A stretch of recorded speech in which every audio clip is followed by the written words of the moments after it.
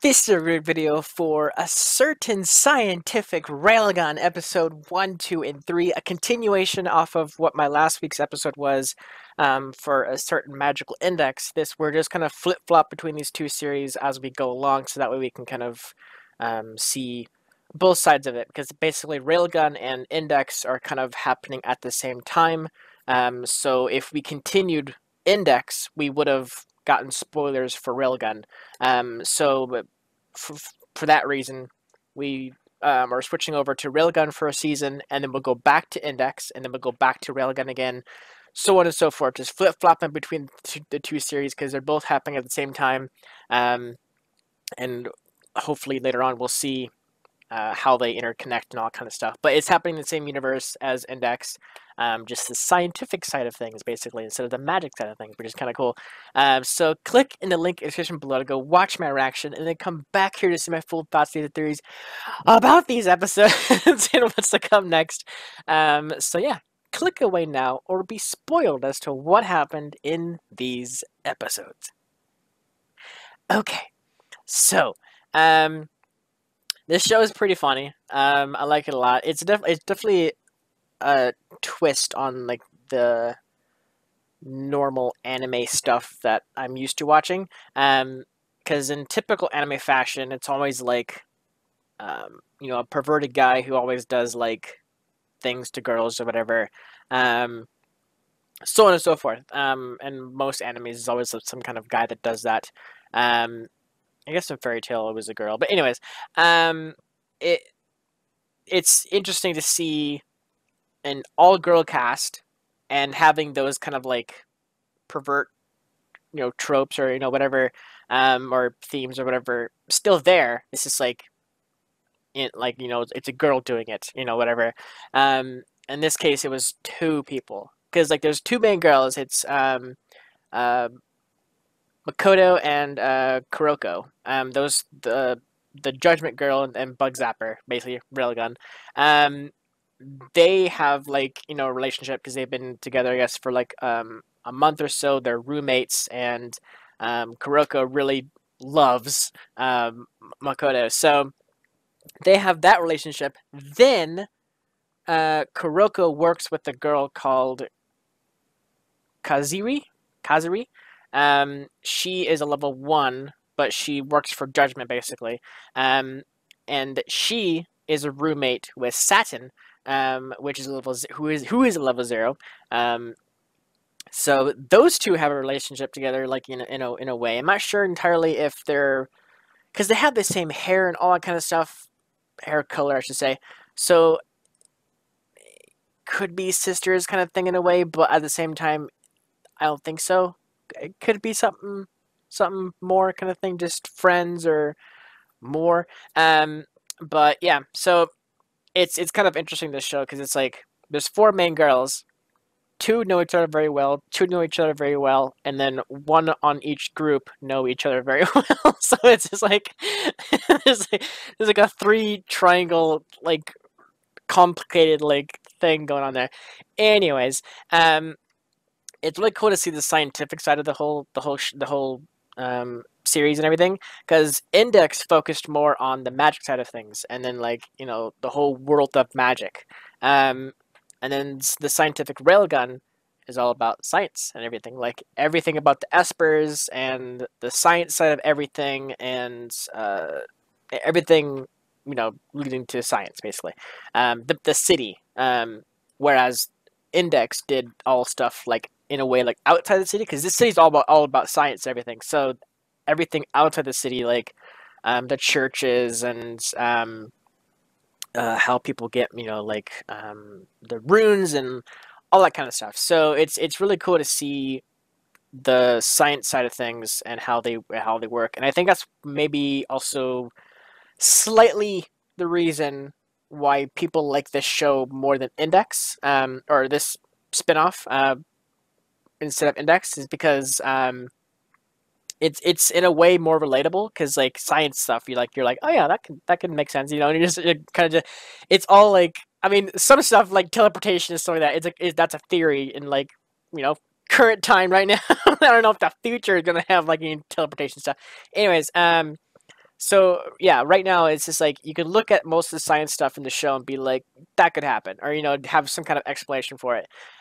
Even though espers aren't really a thing in our world, kind of thing, but you get what I mean. Like it can all be explained. Whereas magic can sort of be explained to some degree, but mostly it's just like within eternal magic and just like fireballs out of your hands and that kind of thing. Whereas espers actually have a reason, like, oh, you secrete, whatever or something, and then like you can summon fire, and then like you shoot fire kind of thing.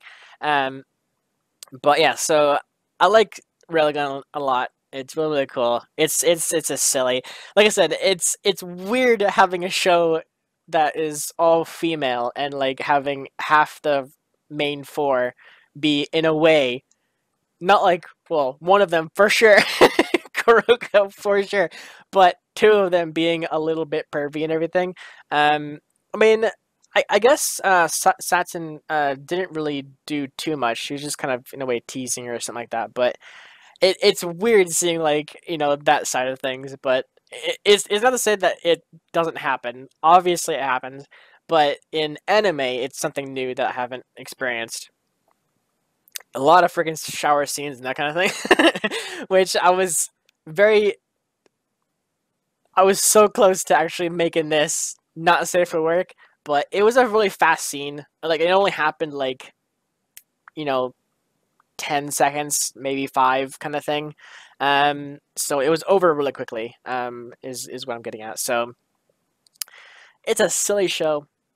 I'm having a lot of fun with it, with like the whole cast and everything and what they're doing. A lot of the voice actors I recognize. There's a couple that I didn't. We have like Levy, who was one of the girls with the she had the water ability, the one like that she can control water current. Um, then we have Kana, and then we had um, oh my, I can't remember her name. There was one voice. It was the voice of Kuroko. Her voice sounds very familiar, but I can't put my finger on it, like who I remember her from.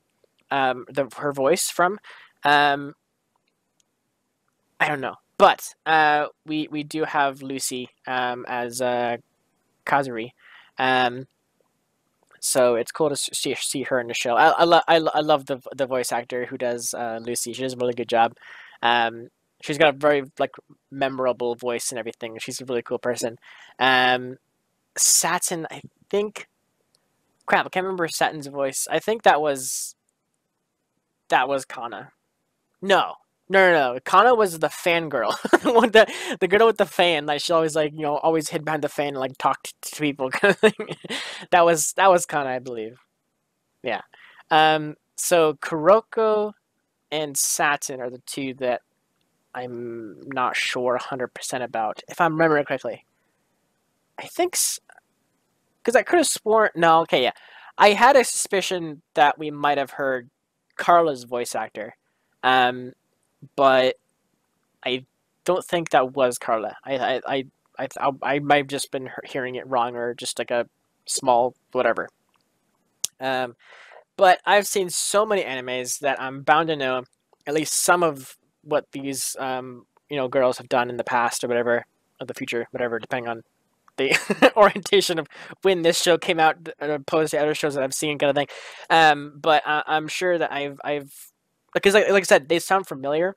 So obviously, I have heard of them in other shows, maybe Fairy Tale or Assassination Classroom or literally any other anime I've ever done.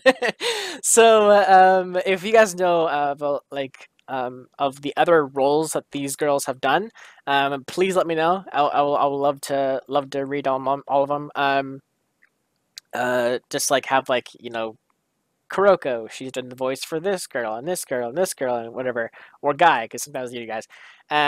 So yeah, it's a cool show. I'm having a lot of really fun with it. A lot of yeah, a lot of fun with it. Like I said, I love the science side of it, of Index and everything. The Index world. It's gonna be really weird switching back and forth. I know to a lot of people, but uh, yeah. because like, I can definitely see people joining in thinking this is a new show, whereas it's not. It's just going back and forth. So like there's like 2 or 3 seasons of Index, and then there's 2 or 3 seasons of Railgun. I think it's 2 and 2. I feel like it's 2 and 2. Anyways, so we're gonna do Index, Railgun, so on and so forth. That's kind of like, I believe, the way we're gonna do it. It's all up to Crow though. It's up to how he figures out how to move around the shows, so that way I'm not spoiling anything. I can watch both shows together, and then can see what each series has to offer in a way, because it's kind of like a spin-off series. But it's really cool that they're intertwined. It's really cool that they're in the same universe, just different sides of it, kind of thing. Like, Index is all about magic, Railgun's all about science. It's freaking incredible seeing Makoto doing Railgun abilities. We saw her do it four times, I think. We saw her do the ability versing a bunch of or no, we didn't get to see that. We had to see like the aftermath or whatever that. But she attacked a bunch of hoodlums or whatever you want to call them, and it knocked out most of the city for like a little bit, whatever, that section of town, anyways. Then we saw her do the railgun ability during the tests in the school when she was like hitting the water with she was attacking the water with a quarter, and the explosion of it just like shooting. I'm like, good lord, that was so freaking cool to see. Just the realization that I thought she was dropping like big things on it or like that, but she was literally doing it with quarters, and that's how they were testing the strength of her ability. Like, because like other people had to do like other like tests, like throw that over there kind of thing. I guess in Kuroko's side of it, it's teleporting. Teleporting the thing above and then having it smash down. But they have to kind of gauge on like what you can do with your Esper powers. But with hers, she's so unbelievably powerful that she needs to dampen the impact in a different way to be measured correctly. That's like, God, it's so powerful. I really, because so she's rank 3 of 7, I think they said. I really do want to see who's number 1 and who's like number 2, and so on and so forth. The top 7. It'd be really cool to see the top 7. But this show's awesome. I freaking love like the art style of like everything that's happening, like the railgun ability, like charging up like a lightning shooting out, and then just just like shoots across the sky, or when Kuroko's teleporting or kind of thing. It's just like a cool effect, kind of thing. Well, with hers, it's more so the sound that's kind of cool when she teleports. I really want to see Satin's ability, and I really want to see Kazuri, her grow ability or whatever. I want to see her in action, because we've seen like the head not dress. It's like a head. Well, I was gonna say headdress, but the little thing on her head, whatever, of the flowers and stuff. And Satin said it was or Satin was saying that it was that was her ability, was to make them bloom. Or no, it wasn't her. It was her herself, Kazuri, when she was saying that her teacher said, was like giving her a lecture or something like that on to be stronger or whatever. So yeah, I mean, it's gonna be really cool to see her do it. Like, obviously, I just want to see her do it, really. Like, just have like a flower that's like closed up, and then her walking up to it and then like touching it, or like just looking at it, and just like it starts blooming. So yeah, it's gonna be really cool. I like the show a lot. I'm not sure how many episodes there are. I guess I can check real quick. I think I have the thing still up. I do. It looks like 24. episodes of the first season of Railgun. As I believe Index is also 24. I'm looking to see if there was a second season for Railgun. There's a couple specials. 24 episodes. So OVA as well. Two OVAs. Two OVAs and two specials. Alright, that's weird. For Railgun. Index just has 24 episodes. Index doesn't have any specials or OVAs. And God, the OVAs in this show is going to be really strange. Seeing how the first episode was all about like them in like the shower scenes and that kind of thing, so it's going to be bizarre to see like what the OVA is going to have, or the OVAs, I should say. Anyways, so we're only 9 episodes into Index, so I think that's pretty much how it's going to be. Like, we're going to go a couple episodes in Index, jump back to watch a bunch of Railgun, jump back over to Index to see a bunch of episodes, back over to Railgun to watch some more episodes, and so on and so forth. That's kind of in my mind how I think is going to happen. Like I said, it's up to Crow how he splits things up, so it's because I trust him because he knows everything. So it's entirely up to him to see where we go. So I'll ask him to see if we have like a maybe I don't want to know. I don't know. I was gonna say maybe I should ask him to see how many episodes we're gonna see in this batch of Railgun episodes, and then when we're gonna start Index. But I don't think I do want to know, because then I kind of get hyped for like a certain episode kind of thing in the future, which I don't want. I just want to go episode by episode and then, experience what happens.